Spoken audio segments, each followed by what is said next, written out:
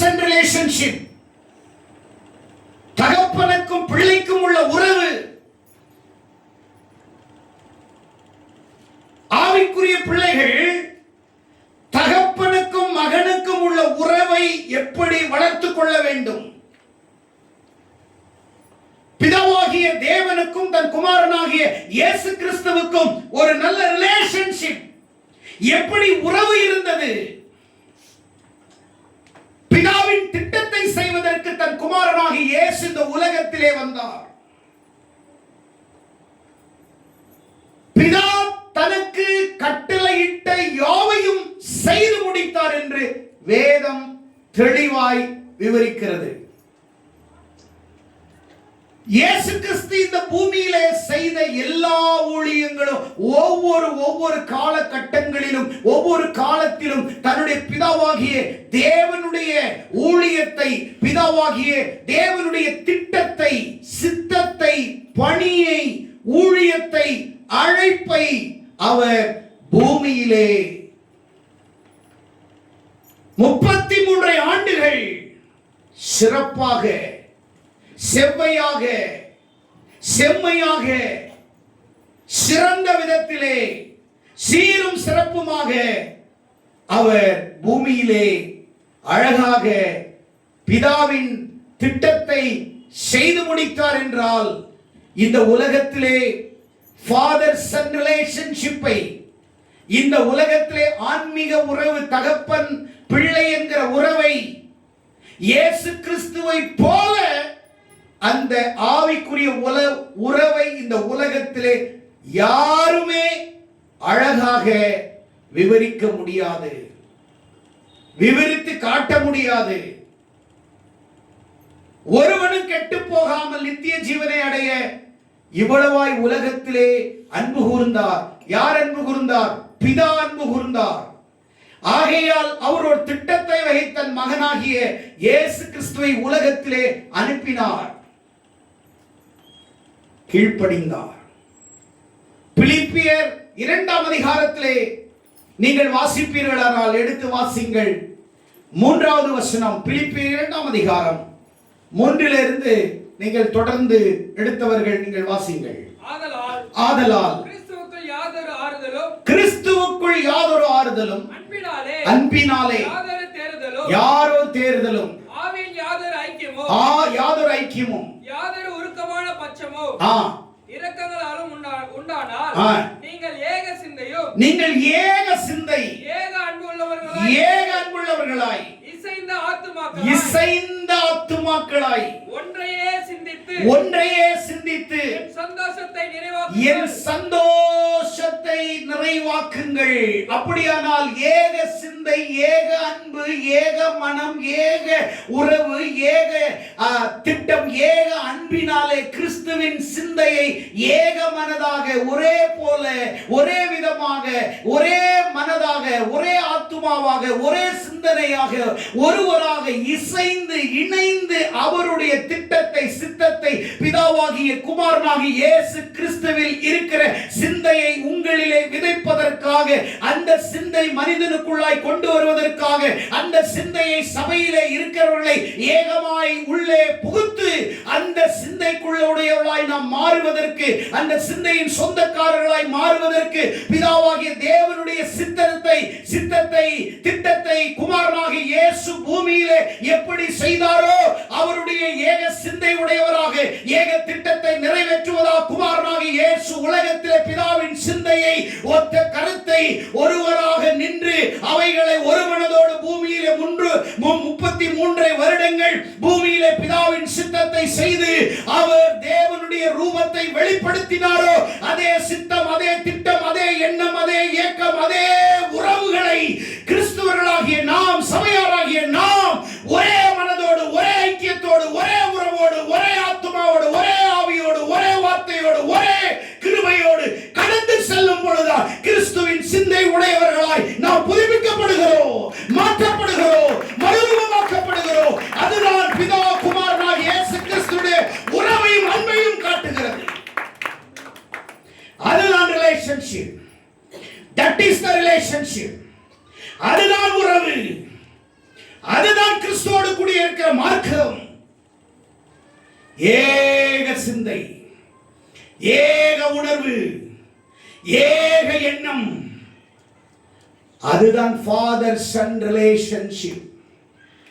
நீ ஞாயிற்றுக்கிழமை பைபிளை எடுத்துட்டு 2 பாட்டை பாடி 2 ரூபாய் காணிக்க போட்டு போறதல்ல கிறிஸ்தவம்.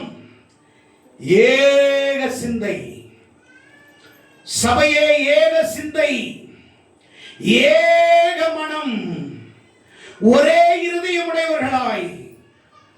அப்போஸ்தலர் 2ஆம் அதிகாரத்திலே 45க்கு பிறகு நீங்கள் வாசிப்பீர்களானால், பரிசுத்த ஆவியானவர் ஊற்றப்பட்ட அந்த நாளிலே திருச்சபை உருவானது. 1ஆம் நூற்றாண்டு காலத்திலே எருசலேமின் மேல் வீட்டிலே பரிசுத்த ஆவியானவர் திருச்சபையை ஆவியானவர் உருவாக்கினார். உருவாக்கின பொழுது 120 பேர் கூடி கர்த்தருடைய சமூகத்திலே அவர்கள் எப்படி ஜெபித்தார்கள், எப்படி அவர்கள் ஆராதித்தார்கள், அவர்கள் ஒருமனப்பட்டவர்களாய் தேவாலயத்திலே எப்படி இருந்தார்கள் வாசியுங்கள். அவர்கள் ஒருமனப்பட்டவர்களாய் தேவாலயத்திலே அனுதினமும் ஒரு மனம் இருந்துச்சுன்னா அனுதினமும் தேவனை ஆராதிக்க முடியும். ஒரு மனம் இருந்துச்சுன்னா அனுதினமும் சபையிலே கூடி வர முடியும். ஒரு மனம் இருந்தால் ஊழியம் செய்ய முடியும். ஒரு மனம் இருந்தால் அன்பை விதைக்க முடியும். ஒரு மனம் இருந்தால் சுவிசேஷம் அறிவிக்க முடியும். ஒரு மனம் இருந்தால் தேவனுக்காய் எழும்ப முடியும். ஒரு மனம் இருந்தால் தேவனுக்காய் ஊழியம் செய்ய ஒப்பு கொடுக்க முடியும். அவர்கள் அனுதினமும் தேவாலயத்திலே தரித்திருந்து வீடுகள் தோறும் அப்பம் பிட்டு மகிழ்ச்சியோடு கபடமில்லாத இருதயத்தோடு போஜனம் பண்ணி தேவனை துதிக்கிறது முக்கியமல்ல. ஃபர்ஸ்ட் ஒரு மனம், ஓரிடம், ஒவ்வொருவரும் ஒரே ஆத்துமாவாக இசைந்து அனுதினமும் தேவாலயத்திலும் வீடுகளிலும் அவர்கள் அப்பம் விட்டு மகிழ்ச்சியோடு, கபடமில்லாத இருதயம்.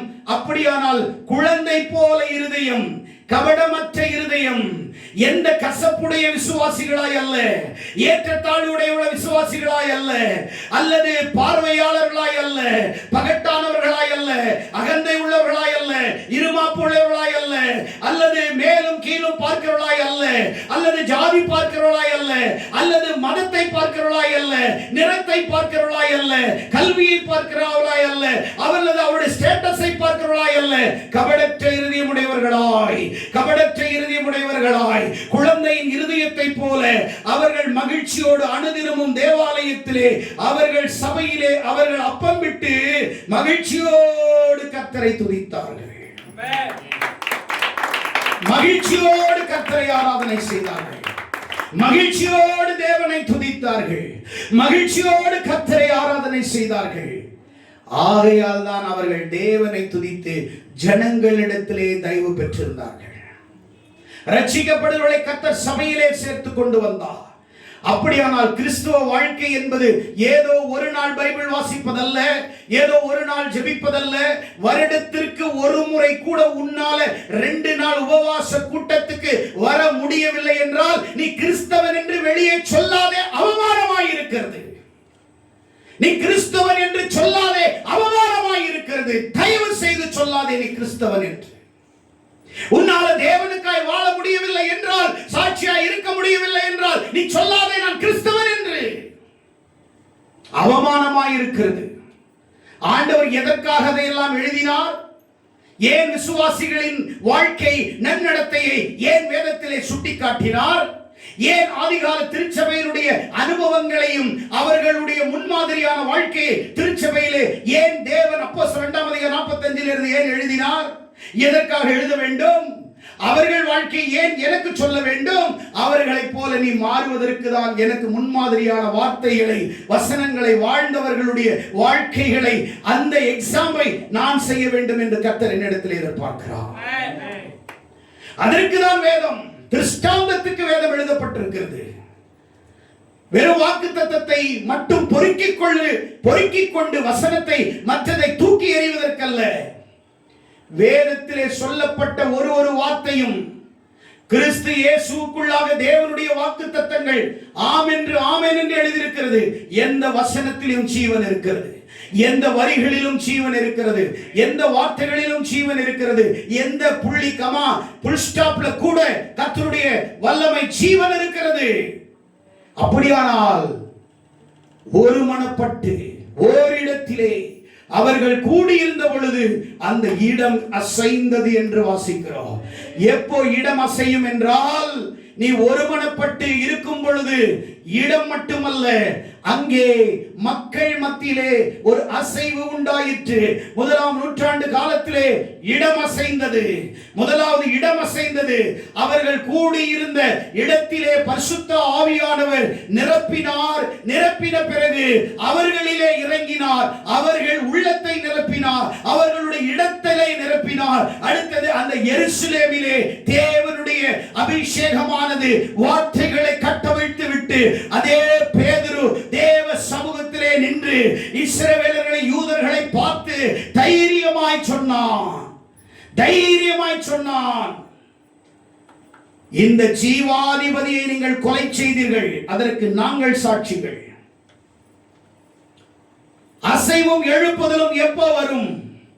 உனக்குள்ளே உண்மையான பரிசுத்த ஆவியானவர் இருப்பாரானால் உன்னால சும்மா ஒரு நாள் கூட 3 வேளையும் சாப்பிட்டுட்டு கட்டல்ல நீ ஊஞ்சல் மாதிரி ஆட்டிட்டு படுக்கிறதுக்கு ஆண்டவர் உன்னை ஒரு நாள் ஒரு நிமிஷம் விட மாட்டார்.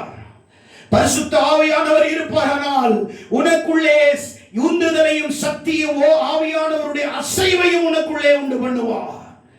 செத்தவர்கள் போல அல்ல, உயிர்ப்பிக்கப்பட்டவர்களாய் உலகத்திலே அநேகரை உயிர்ப்பிக்க கொண்டவர்களாக, பிறரை ஆண்டவருக்குள்ள அசைவை உண்டு பண்ணுவர்களாக, ராஜ்யத்தை அசைக்கிறவர்களாக, தேசத்தை அசைக்கிறவர்களாக, ஜனங்களை அசைக்கிறவர்களாக, தேவன் இந்த தேசத்திலே உன்னை கொண்டு ஆண்டவர் அசைவை, எழுப்புதலை, வல்லமையை, வரங்களை உன்னை கொண்டு நிரப்பி தேசத்திலே ஒரு பெரிய மாற்றத்தை கொண்டு வேண்டும் என்றால் அந்த ஒரு மனதின் ஆவி, அந்த அபிஷேகத்தின் ஆவி, அந்த வல்லமையின் ஆவி உனக்குள்ளே ஊற்றப்பட வேண்டும்.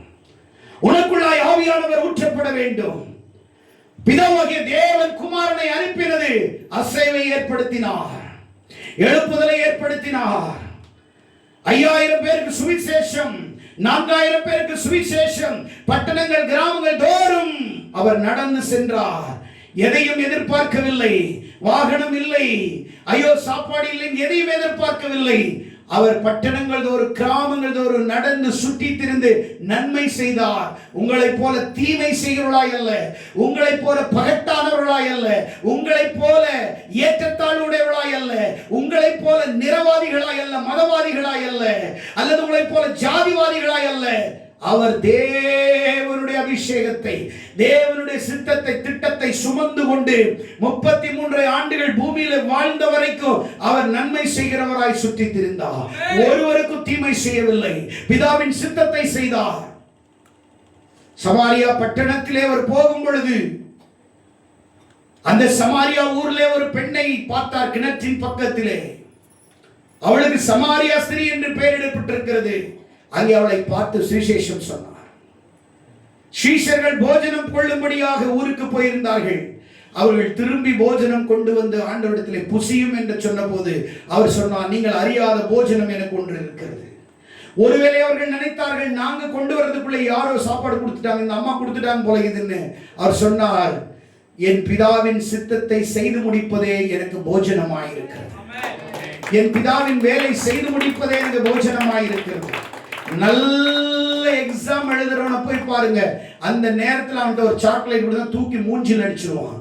அவன் நோக்கம் சாக்லேட் சாப்பிட்றது இல்லை, எழுதிட்டு இருக்கிறவன். நல்ல வேலை செய்யறவங்கிட்ட போயிட்டு காப்பி குடிங்கன்னு சொன்னா வைங்க அப்புறமா செய்யறேன்னு வேலையில பார்ப்பான். நல்ல வர்ஷிப் பண்றவனை போய் பார்த்து பக்கத்துல போயிட்டு இந்தாங்க காஃபி குடிங்க நான் தூக்கி கூட கடாச்சிருவான், வர்ஷிப் பண்ணுவான். நல்ல வேலைக்காரன் சொல்லுவான், என் வேலை சாப்பிட்றது இல்லை, என் வேலை வேலை செய்யற வேலை. அவர் சொன்னாரு, நான் சாப்பிட்றதுக்காக வரல, என் அப்பாவுடைய போஜனம், என் அப்பாவுக்கு ஆசை, என் அப்பாவுக்கு ஒரு போஜனம், எப்படியாவது ஒரு அவருக்கு ஒரு பசி இருக்குது, இந்த ஸ்திரீ ரட்சிக்கப்பட்டிருக்க மாட்டாளா? இந்த ஊர் ரட்சிக்கப்பட மாட்டாங்களா? இந்த உலகம் ரட்சிக்கப்பட மாட்டாங்களா? இந்த மனுஷன் ரட்சிக்கப்பட மாட்டானா? இந்த குருடன் பார்க்க மாட்டானா? இந்த செவிடன் கேட்க மாட்டானா? இந்த முடவன் நடக்க மாட்டானா? இந்த 38 வருஷ காலம் பெதஸ்தா குளத்தில் உட்கார்ந்து இருக்கிறவன், விதைய வியாதியோடு படுத்திருக்கிறவன், நாதியற்று யாரும் சந்திக்காம பார்க்காம விசாரிக்காம கடந்தவனை உலகம் எல்லாரும் கைவிட்டுருச்சு. சொந்த மந்த 38 வருஷ காலம் அதே பெதஸ்தா குளத்துக்கு பக்கத்திலே யாரும் கேட்கிறது நாதியற்றவராய் விசாரிக்கிறவர்கள் இல்லாமல் விசனமாய் கிடந்தவனை, நீ விசனப்பட வேண்டாம், நான் இருக்கிறேன் என்று இயேசுநாதர் அங்கே வந்து, நீ சுகமடைய வேண்டும் என்று விரும்புகிறாயா? உன் கட்டளை உன் படுக்கை எடுத்துக்கொண்டு நட என்று சொன்னார். விசாரிக்கிறவரின் தேவன் 38 வருஷ காலம் படுத்த படுக்கையிலே அங்கேயே அசுத்தத்தை செய்து படுத்தவனை என் ஆண்டவர் பரிசுத்தமானவர், அழகானவர், பரிசுத்த தேவன் அந்த அசுத்தத்துக்கு இறங்கி வந்து அவனை நடக்க செய்தார். எத்தனையோ குடும்பத்தை பிழைக்க செய்தார். எத்தனையோ பேர் சுவிசேஷம் அறிவிக்கப்பட்டது.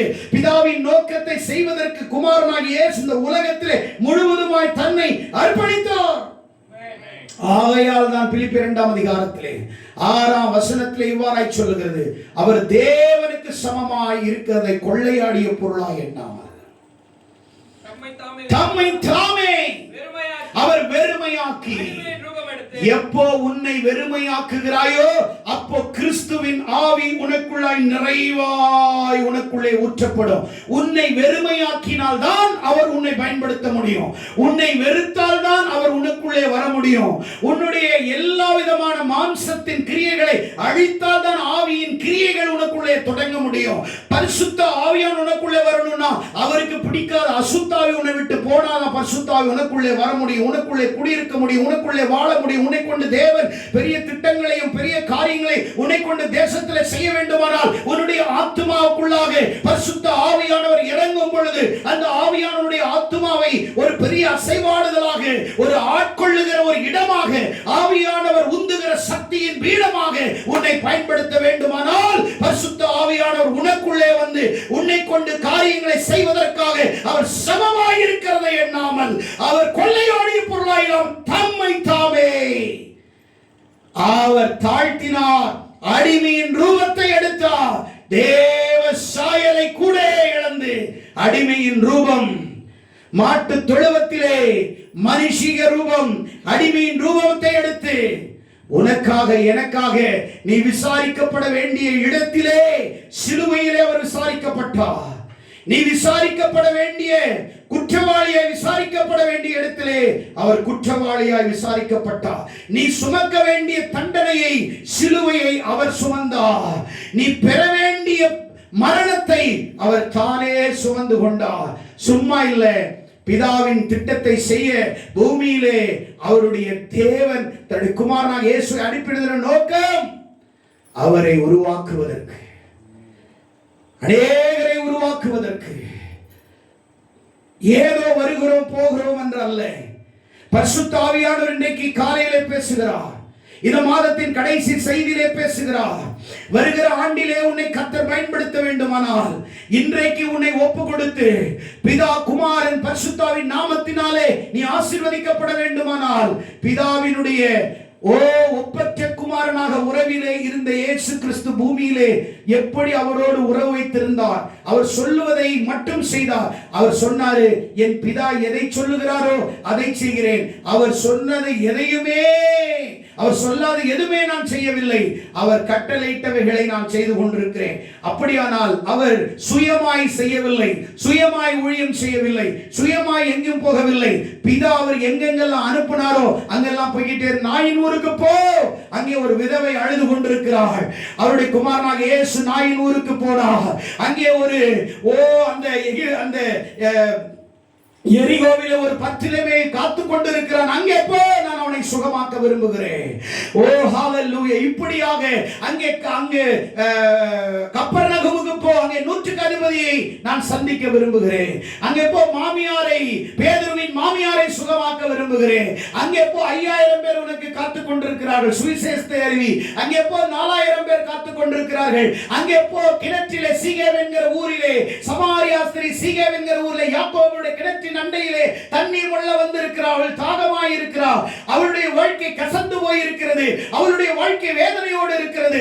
5 புருடன் புருஷன் அவன் வந்து அவளுடைய வாழ்க்கை நிம்மதி இல்லை. அவளை நான் நேசிக்கிறேன், அங்கே போய் பேசு. உடனே சீகேமுக்கு போனா.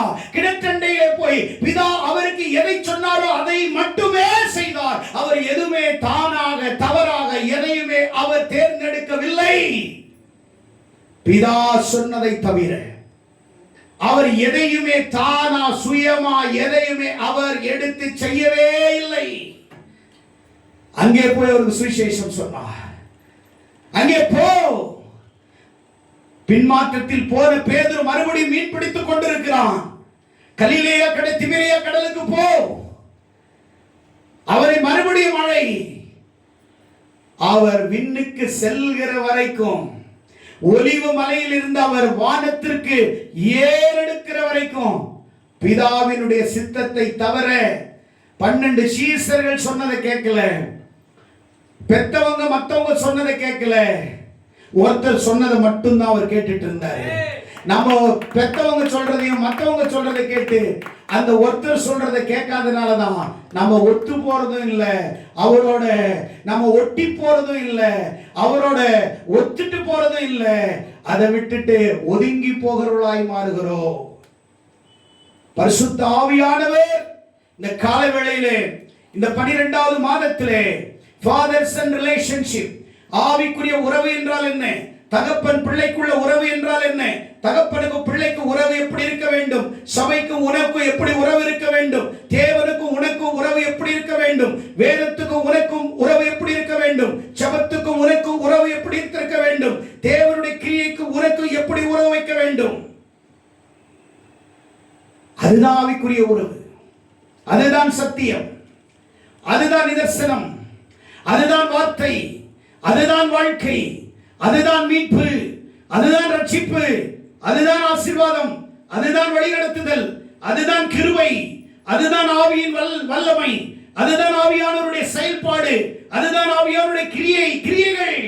இவைகள்தான் நீ செய்ய வேண்டும் என்று பரிசுத்த ஆவியானவர் இந்த காலவேளையிலே உங்களை பார்த்து சொல்லுகிறார்.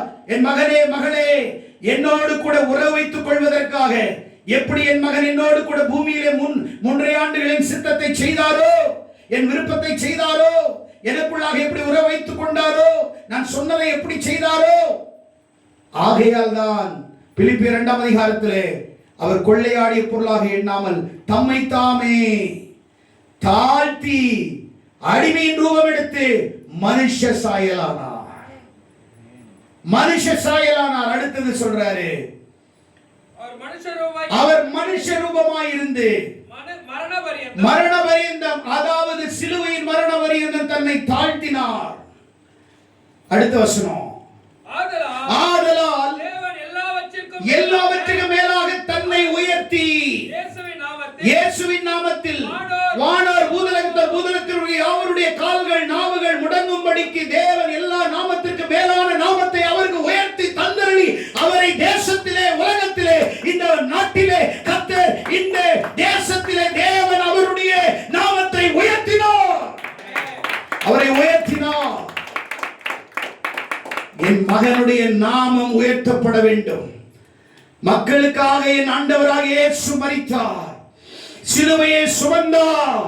அவர் நாமம் உயர்த்தப்பட வேண்டும். நீ சோதனை சகித்தால், சிலுவையை சகித்தால், உலகத்தை சகித்தால், ஆண்டவருக்காய் சோதனை சகித்தால், ஆண்டவருக்காய் வேதனை சகித்தால், ஆண்டவருக்காய் பாடுகளை சகித்தால், ஆண்டவருக்காய் கண்ணீரை சகித்தால், ஆண்டவருக்காய் அவமானத்தை சகித்தால், ஆண்டவருக்காக வேதனைகளை சகித்தால், ஆண்டவருக்காக இன்னல்களை சகித்தால், ஆண்டவருக்காக பொறாமையை பட்டால், ஆண்டவருக்காக நீ அவமானப்பட்டால், நீ ஒதுக்கப்பட்டால், நீ ஓரங்கட்டப்பட்டால், நீ சீக்கிரமாக உன்னுடைய மனதிலே ஒன்றை நினைத்துக்கொள், உன்னை எல்லாவற்றுக்கும் மேலாக இயேசுவை உயர்த்தினது போல இந்த தேசத்திலே உன்னை உயர்த்துவதற்கு காலம் 2026ஆம் ஆண்டு காத்திருக்கிறது என்பதை மறந்து விடாதே. கரங்களை தட்டி ஆண்டவரை மகிமைப்படுத்துவோம். டாப் லெவல்ல உன்னை கத்த வைக்க போகிறார். உயர்ந்த இடத்துல கத்த வைக்க போகிறார். ஆமென், ஹல்லேலூயா. எத்தனை பேர் விசுவாசிக்கிறீங்க? Top level. நீ பட்ட அவமான கஷ்டத்துக்கு எல்லாம் பரிகாரம் இருக்குது. நீ பட்ட அவமான கஷ்டத்துக்கு உனக்கு ப்ரமோஷன் இருக்குது, நீ நினைச்சுக்கிற எதுவுமே நடக்கல. No no no no no no. உயர்வு காத்துட்டு இருக்குது, உயர்வு காத்துக்கிட்டு இருக்குது, உயர்வு காத்துக்கிட்டு இருக்குது, சிங்காசனம் காத்துட்டு இருக்குது. ஆமென். சிறையில இருக்கிற இல்ல, வெயிட் பண்ண, சிங்காசனம் உனக்கு காத்துட்டு இருக்குது. யோசேப்பை பார்த்து நினைச்சிருப்பாங்க சிறை தான்டா உனக்குன்னு. சிறை இல்லை, சிங்காசனம். ஒருவேளை அவர் சிறையில் ஆண்டவர் போடலன்னா யார் போட்டிருப்பா? போத்திபருடைய பொண்டாட்டி அவ சிறையில போட்டிருப்பா. அதனாலதான் இவர் தூக்கி இந்த சிறையில போட்டார். நேரம் வரும், சிங்காசனத்துக்கு கம்முனு தூக்கிட்டு போய் சிங்காசனத்துல உட்கார வச்சார். ஆமென். அல்லேலூயா, அல்லேலூயா, அல்லேலூயா. ஆடு மேய்ச்சிட்டு இருக்கிறேன்னு நினைக்காத மோசே, ஆடு மேய்ச்சிட்டு இருக்கிறேன்னு நினைக்காத. அவமானம். நீ நல்லது செஞ்ச, என் ஜனத்தை கொன்னவன நான் கொல்றேன்டான்னு கொன்னேன், நல்லதுதான் செஞ்ச, பரிந்து பேசினேன், கொலைகாரணமாயிட்ட. ஆடு மேய்ச்சிட்டு இருக்கிற எத்ரோனுடைய மீதியான தேசத்துல வனாந்திரத்துல கொஞ்சம் ஆடுகளை மேய்ச்சிட்டு இருக்கிற, கவலைப்படாத. இப்போ ஆடு மேய்க்கிறது கொஞ்சம், இப்போ நீ ஆடு மேய்க்க போறல, நிஜமான மனிதர்களையே நீ மேய்க்க போகிற. கரங்களை தட்டி ஆண்டவர் மகிமைப்படுத்து. ஆடு மேய்க்கிறதே கஷ்டம்னா ஆளை மேய்க்கிறது எவ்வளவு கஷ்டம். ஒருத்தனே ஒரு நாள்ல நம்ம வீட்டுல ஒரு சிண்டு வாண்டுவே நம்மளால உருவாக்க முடியல, வழி நடத்த முடியல. சும்மா இரியான்றான்.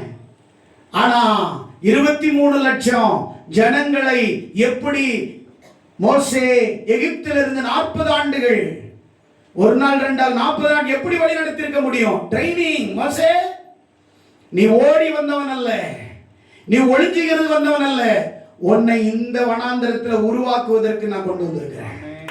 ஆமென். 40 வருஷம் உருவாக்கினார். எத்தனை வருஷம்? 40 வருஷம் உருவாக்கி 40 வருஷம் பயன்படுத்தினார். ஆமென். ஹல்லேலூயா, ஹல்லேலூயா, ஹல்லேலூயா.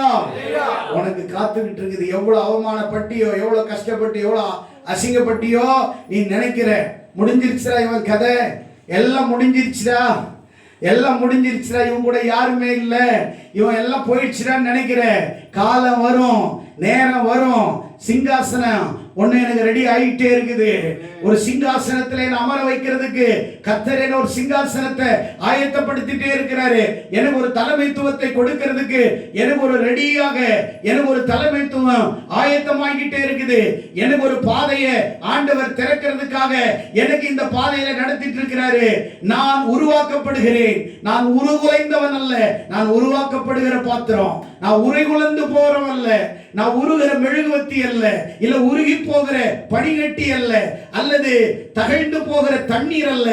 நான் தேவனுக்காக நிற்கிற நீர்கட்டியும் தண்ணீருமாய் அல்ல, நான் தேவனுக்காய் நிற்கிற, நான் ஒலிவ மரமாய் நிற்கிறேன். நான் ஆண்டவருக்காய் ஒலிவ மரமாய் நிற்கிறேன். எத்தனை பேர் விசுவாசிக்கிறீர்கள்? கரங்களை தட்டி ஆண்டவரை மகிமைப்படுத்துவோம். ஹல்லேலூயா, ஹல்லேலூயா, ஹல்லேலூயா. யோசேப்பை சகோதரர்கள் வெறுத்தார்கள், அரண்மனை வெறுத்திச்சு, போய் பலி போட்டு துரத்திச்சு. ஆனால் தேவன் நேரம் வரும், உன்னை சிங்காசனத்தில் அமர வைக்கிறதுக்கு நேரம் வரும். தண்டனிட்டு படியுங்கள் என்கிற நேரம் வரும்.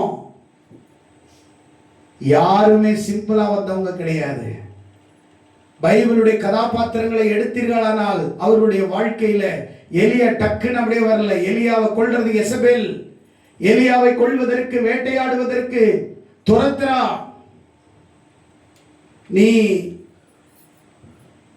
நான் இப்பதான் யோசிக்கிற பிரசங்கத்துல, பைபிள் அப்படி இல்லை, நான் யோசிக்கிறேன்.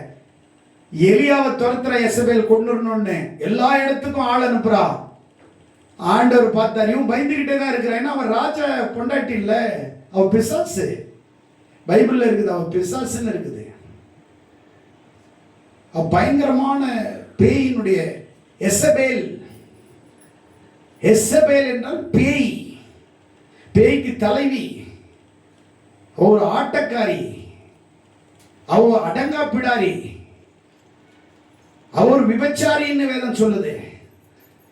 அவர் ரொம்ப ஆசக்காரி, அவர் ரொம்ப மோசக்காரி, அவர் ரொம்ப எல்லாரையும் பழி போடுற பழிகாரி. பைபிள்ல படிங்க, எல்லாம் நிறைய எடுத்து சொல்லிக்கிட்டே இருக்கலாம். கொலை செய்கிற கொலைகாரி. அதனால எலியாவை கொல்லணும்னு நினைக்கிறான்.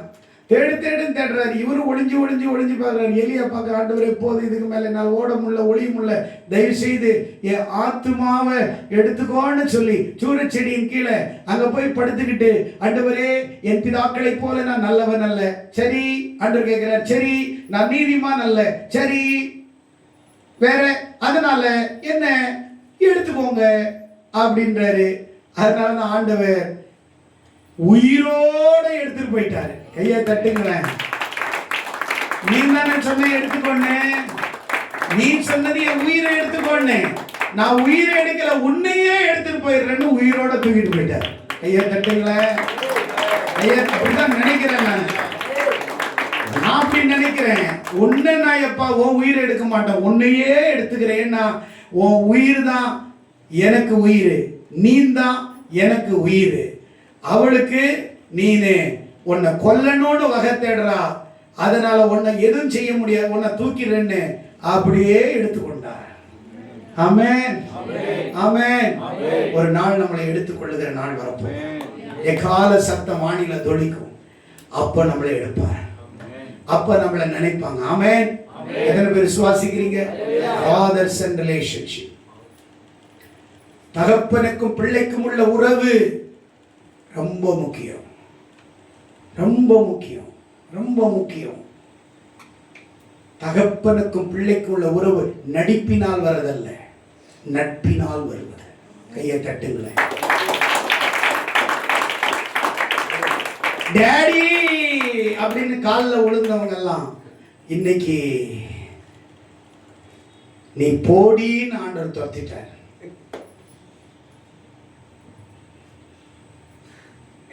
ஓ பாசம் வேஷமா இருக்கக்கூடாது, அது உண்மையான பணிவின் நட்பாக இருக்கணும், நட்பாக இருக்கணும். அந்த நட்பு நாகரிகமான நட்பா இருக்கணும், நயவஞ்சனையோடு கூடிய நட்பா இருக்கக்கூடாது. பழகுனா கரெக்டா பழகணும், இல்லாட்டினா குட் பை சொல்லிட்டு போயிட்டே இருக்கணும். ஆமென், அல்லேலூயா, அல்லேலூயா. சும்மா நடிக்க கூடாது, சும்மா நடிப்பு வரக்கூடாது. ஏசப்பா இந்த பூமியில நடிக்கலங்க, நடிச்சிருந்தா சிலுவையில மறிக்க முடியுமா? பிதாவை மன்னியன்னு சொன்னார். பிதாவின் சித்தத்தை செய்ய பூமியிலே வந்தார். எத்தனை பேர் உங்களுக்குள்ளாக ஏக சிந்தை, ஏக மனம்? திருச்சபையே, சர்ச்சபை விசுவாசிகளே, ஒரு குலத்தின் மக்களே, ஒரு மனப்பாட்டின் மக்களே, ஒருமைக்கு பாத்திரராய் விளங்கக்கூடிய ஒரு மனதின் ஆத்துமாக்களே, ஒன்றாய் இசைந்து, ஒன்றாய் கலந்து, ஏக சிந்தையோடு நீங்கள் கர்த்தரை ஆராதிக்கும் போது இடமல்ல தேசத்தை அசைப்பார். தேவன் ஒரு எழுப்புதலை கர்த்தர் கட்டளையிடுவார். எத்தனை பேர் விசுவாசிக்கிறீங்க? எத்தனை பேர் விசுவாசிக்கிறீங்க? ஆமென், ஹல்லேலூயா, ஹல்லேலூயா. கர்த்தர் எவ்வளவு நல்லவர், கர்த்தர் எவ்வளவு நம்முடைய வாழ்க்கையில நன்மையானவைகளை தருகிறவர். ஆகையால் வேதம் சொல்லுகிறது, குமாரனாக இயேசுவை உயர்த்தினார், எல்லா நாமத்துக்கு மேலாக அவரை உயர்த்தினார். ஹல்லேலூயா. உயர்த்துங்கள் இயேசுவை, உயர்த்துங்கள், உயர்த்துங்கள் இயேசுவை, உயர்த்துங்கள். தோற்கடித்து சாத்தானை கீழ்ப்படுத்தி வீழ்த்திடுங்கள், சாத்தானை வீழ்த்திடுங்கள். உயர்த்துங்கள் இயேசுவை, உயர்த்துங்கள், உயர்த்துங்கள் இயேசுவை, உயர்த்துங்கள். அவரை உயர்த்தணும், சாத்தானை தாழ்த்தணும். ஆமென், அல்லேலூயா, அல்லேலூயா. உன்னை உயர்த்திட்டேன்னா ஆண்டவர் உன்னை தாழ்த்திடுவார், அவரை உயர்த்திட்டேன்னா அவர் உன்னை உயர்த்திடுவார். ஒரு இடத்துல இயேசு பிதாவுக்கு முன்னாடி காலர் தூக்குனதே கிடையாது. பாத்தியா, நான் லாசரு உயிரோட எழுப்பிட்டேன், நான் உயிரோட எழுப்பிட்டேன், பாத்தியா நான் யாருன்னு அப்படிங்க சொன்னாரா? மறைஞ்சு போயிடுவார். ஆமென். நம்ம ஊர்ல ஒரு சிப்ஸு யாராவது கொடுத்தா கூட அதுக்கு அவ்வளோ பெரிய சாட்சி. எனக்கு அவர் சிப்ஸ் கொடுத்தாருங்க. ஆண்டவருக்கு ஜிபே கொடுத்தா கூட அவருக்கு அப்பிச்சுட்டுன்னு போயிருப்பார். பெருசா இல்லை. உன் சாட்சி எப்படி இருக்கணும் தெரியுமா? பிதா மகிமைப்படுற சாட்சியா இருக்கும். ஆமென். இந்த வருஷத்துல இந்த தலைவலிக்கு ஜுரத்துக்கு இங்க சாட்சி சொன்னீங்க, இங்க சொல்ற சாட்சி எல்லாம் வல்லமையின் சாட்சியா இருக்கும். அல்லேலூயா, அல்லேலூயா. நான் செருப்பு இருந்துச்சு, கர்த்தர் எனக்கு ஒரு புது செருப்பு வாங்க பணம் கொடுத்தார், அதெல்லாம் சொல்லக்கூடாது. ஆமென், அல்லேலூயா. இந்த குட்டி குட்டி சாட்சிகள் எல்லாம் தூக்கி போட்டு ஆண்டவர் உயிர்த்தெழுந்த சாட்சிகளை எப்படி செய்தாரோ அதே போல சாட்சிகளை உங்கள் வாழ்க்கையிலே செய்வார் என்று விரும்புகிறேன். கர்த்தருக்காக அவருடைய உறவிலே உங்களை வைத்துக் கொள்ளுங்கள். ஆவியானவரோடு இசைந்து செல்லுங்கள். ஆவியானவரோடு ஒத்து செல்லுங்கள். பரிசுத்த ஆவியானவருக்குள்ளாய் உங்களை அர்ப்பணியுங்கள். கர்த்தர் உங்களை ஆசீர்வதித்து உங்களை உயர்த்துவாராக. God bless you.